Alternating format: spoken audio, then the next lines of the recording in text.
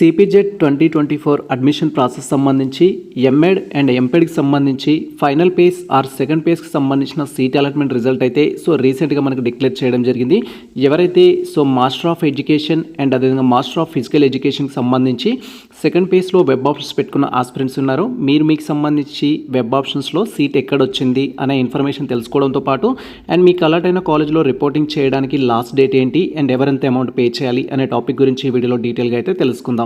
Welcome to the masters education. నేను మీ సత్య. Present వచ్చేసి మనం సిపిజెడ్ 2024 అడ్మిషన్ ప్రాసెస్ సంబంధించి అఫీషియల్ వెబ్సైట్లో అయితే ఉన్నాం. అండ్ ఈ యొక్క అఫీషియల్ వెబ్సైట్ లింక్ అయితే మేము డిస్క్రిప్షన్లో ఇచ్చేస్తాము. వన్స్ మీరు లింక్ అనేది ఓపెన్ చేసినట్టయితే మన యొక్క సిస్టమ్ స్క్రీన్ కానీ మొబైల్ స్క్రీన్ కానీ ఈ విధంగా అయితే డిస్ప్లే అవుతుంది. అండ్ మీరు ఇక్కడ క్లియర్గా చూడొచ్చు. మనకు వచ్చేసి ఏంటంటే ప్రొవిజనలీ అలాట్మెంట్ లాగిన్కి సంబంధించి ఇలా ఆప్షన్ అయితే డిస్ప్లే అవుతుంది. జస్ట్ మీరు ఈ యొక్క ఆప్షన్ పైన క్లిక్ చేయాలి. అండ్ వన్స్ ఇక్కడ ప్రొవిజనలీ అలాట్మెంట్ లాగిన్ పైన క్లిక్ చేయగానే నెక్స్ట్ ట్యాబ్లో మనకు సంబంధించిన డీటెయిల్స్ ద్వారా లాగిన్ కమ్ అనేది అంటుంది. జస్ట్ ఇక్కడ మీ యొక్క హాల్ టికెట్ నెంబర్, మీ ర్యాంక్ అనేది ఎంటర్ చేసి లాగిన్ పైన క్లిక్ చేయాలి. వన్స్ మీ యొక్క హాల్ టికెట్ నెంబర్, ర్యాంక్ అనేది ఎంటర్ చేసి మీరు లాగిన్ పైన క్లిక్ చేస్తే మీకు కనుక ఎంఎడ్ ఆర్ ఎంపెడ్లో ఎక్కడో ఒక చోట సీట్ వచ్చినట్టయితే నెక్స్ట్ ట్యాబ్లో మీకు పాస్వర్డ్ ఎంటర్ చేసి లాగిన్ కమ్ అనేది చెప్తుంది. ఒకవేళ మీకు సీట్ అలర్ట్ కానట్లయితే ఇక్కడ నాట్ అలాటెడ్ అనే ఇన్ఫర్మేషన్ అయితే రావడం జరుగుతుంది. ఒకవేళ మీకు నాట్ అలాటెడ్ వచ్చినట్టయితే మనకు ఫర్దర్గా ఇంకొక పేస్ అనేది కండక్ట్ చేయడానికి అయితే అవకాశం ఉండదు. మీరు ఎంఎల్ లేదా ఎంపెడ్ అనేది చేయాలి అనుకుంటే మీరు ప్రైవేట్ కాలేజెస్లో మేనేజ్మెంట్ చేయడానికి అయితే ట్రై చేయొచ్చు.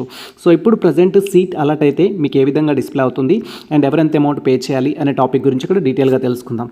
ఇక్కడ ప్రజెంట్ మా యొక్క hall ticket number, rank enter చేసి మేము లాగిన్ పైన క్లిక్ చేస్తున్నాము.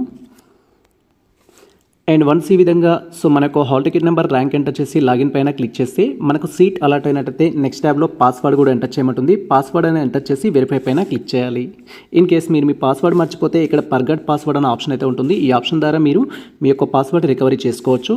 ప్రజెంట్ మాకు సంబంధించిన పాస్వర్డ్ ఎంటర్ చేసి మేము వెరిఫై పైన క్లిక్ చేస్తున్నాం. Wait for that. And once ఈ విధంగా మనకు సంబంధించిన డీటెయిల్స్ అన్ని కన్ఫర్మ్ చేసుకొని లాగిన్ పైన క్లిక్ చేయగానే మనకు సీట్ అలాట్ అయినట్టయితే నెక్స్ట్ ట్యాబ్లో ఈ విధంగా మనకు సంబంధించిన ఇన్ఫర్మేషన్ అయితే డిస్ప్లే అవుతుంది. ఫస్ట్ క్యాండిడేట్ యొక్క ప్రొఫైల్ అయితే డిస్ప్లే అవుతుంది. లైక్ మీ యొక్క హాల్ టికెట్ నెంబర్, మీ ర్యాంకు, క్యాండిడేట్ యొక్క name, gender, father name and మీ date of birth. Next thing మీ యొక్క కేటగిరీ, మీ పేరెంటల్ ఇన్కమ్ సంబంధించి. ఇక్కడ పేరెంటల్ ఇన్కమ్ అనేది మనకు వెరీ ఇంపార్టెంట్. పేరెంటల్ ఇన్కమ్ కనుక మీకు హయ్యర్ అని చూపించినట్లయితే దట్ ఈజ్ మీరు టోటల్ అమౌంట్ అయితే పే చేసి మీరు కాలేజ్లో రిపోర్టింగ్ అయితే చేయాల్సి ఉంటుంది. ఇక్కడ హయ్యర్ అని ఎవరికి వస్తుంది అంటే మీరు ఆన్లైన్ రిజిస్ట్రేషన్ చేసుకున్నప్పుడు ఇన్కమ్ సర్టిఫికేట్ కనుక సబ్మిట్ చేయకపోతే మీకు హయ్యర్ అని రావడం జరుగుతుంది. అండ్ అదేవిధంగా అదర్ స్టేట్ స్టూడెంట్స్ ఉన్నా కూడా మీకు హయ్యర్ అని రావడం జరుగుతుంది. అండ్ గవర్నమెంట్ ఎంప్లాయీకి సంబంధించిన కిడ్స్ ఉన్నా కూడా మీకు హయ్యర్ అనేది రావడం జరుగుతుంది. ఈ 3 రీజన్స్ తప్ప మీ దగ్గర ఇన్కమ్ సర్టిఫికేట్ ఉండి కూడా మీరు సబ్మిట్ చేయకపోతే మీరు మన యొక్క సిపిజెడ్ కన్వీనర్ ఆఫీస్కి మీ యొక్క ఇన్కమ్ సర్టిఫికేట్ని రిక్వెస్ట్ మెయిల్ చేసినట్టయితే వాళ్ళు అప్లోడ్ చేయడం జరుగుతుంది. అండ్ మీకు ఇక్కడ లోయర్ అని అయితే రావడం జరుగుతుంది. లోయర్ వచ్చినట్టయితే జస్ట్ మీరు 800 రూపీస్ పే చేసి మీరు కాలేజ్లో జాయిన్ అయితే సరిపోతుంది. ప్రజెంట్ ఇక్కడ హయ్యర్ వచ్చింది కాబట్టి మీకు కూడా ఒకవేళ హయ్యర్ వచ్చి ఉంటే మీరు దాన్ని లోయర్ చేసుకోవడం కోసం మీ యొక్క ఇన్కమ్ సర్టిఫికేట్ అనేది మన సిపిజెడ్ కన్వీనర్ ఆఫీస్కి మెయిల్ చేయాల్సి ఉంటుంది.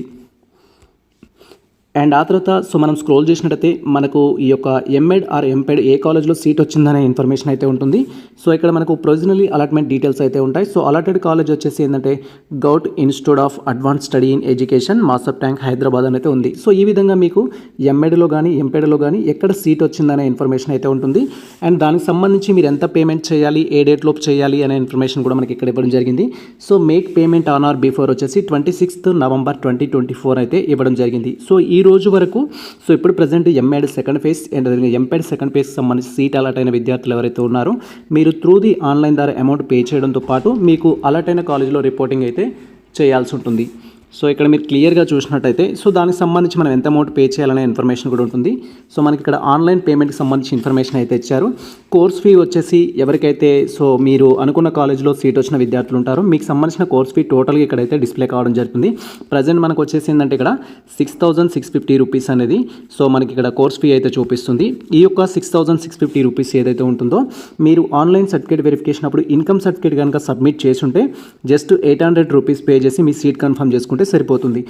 ఇక్కడ మీరు ఎంత అమౌంట్ పే చేయాలి అనేది మనకి ఇక్కడ పింక్ కలర్లో అయితే డిస్ప్లే అవుతుంది.